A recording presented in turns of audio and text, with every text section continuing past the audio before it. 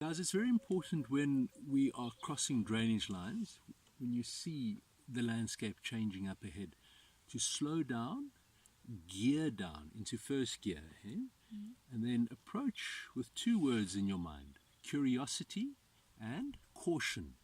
Okay, so you don't just want to go through there with speed. Slow down, first gear. Okay, and approach with curiosity and caution.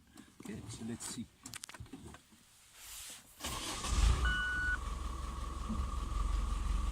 If it's really steep, you can obviously put it into low range, but that's not really necessary here.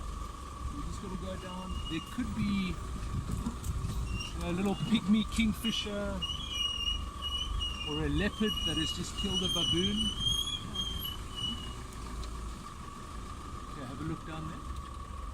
Carl, check that out. That's perfect. Thanks.